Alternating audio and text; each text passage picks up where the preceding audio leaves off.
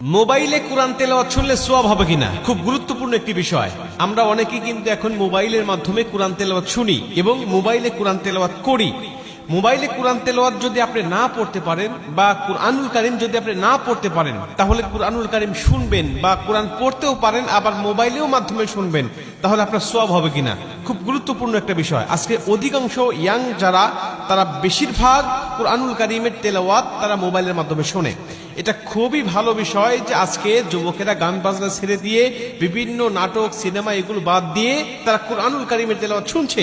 রাত্রিবেলায় কোরআন তেলাওয়াত শুনতে শুনতে অনেকে ঘুমিয়ে যাচ্ছে।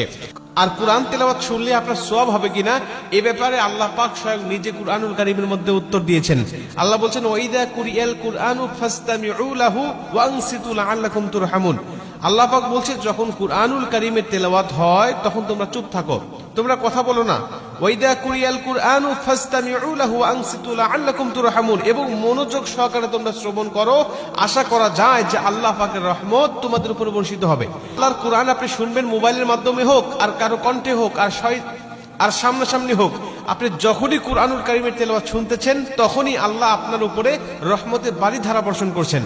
অতএব মোবাইলের মাধ্যমে আপনি কোরআন তেলাওয়াত শুনতে পারবেন, এটা হলো প্রথম নম্বর কথা।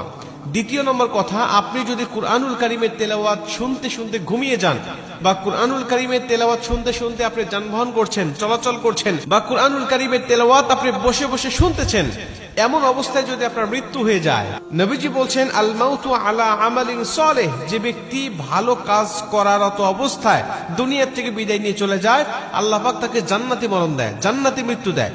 আমাদের মৃত্যু কখন হবে, আমাদের মরণ কখন চলে আসবে আমরা কেউ জানি না।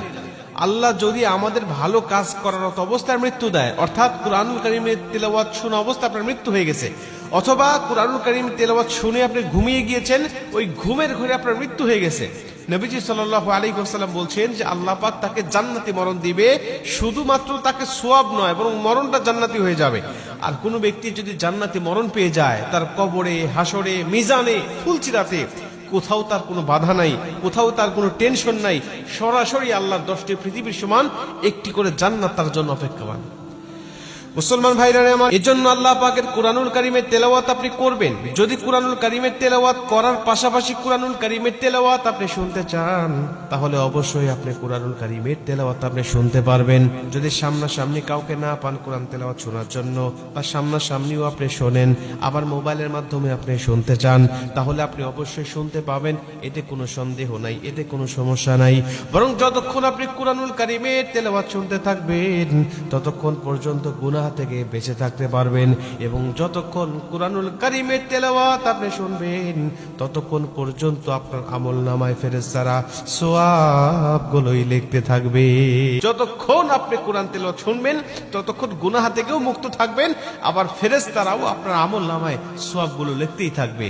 শুধুমাত্র তাই নয়, আল্লাহ পাক বলছে তার উপরে রহমতের বারিধারা বর্ষণ হয়। আল্লাহ পাকের রহমতের বারিধারা যদি আপনার উপরে বর্ষণ হয়, আপনার কোনো চিন্তা থাকবে না, ডিপ্রেশন থাকবে না, টেনশন থাকবে না। দুনিয়ার জমিনে আপনিই হবেন একমাত্র সুখী মানব, দুনিয়ার জমিনে আপনিই হবেন একমাত্র সবচাইতে সুখী মানব।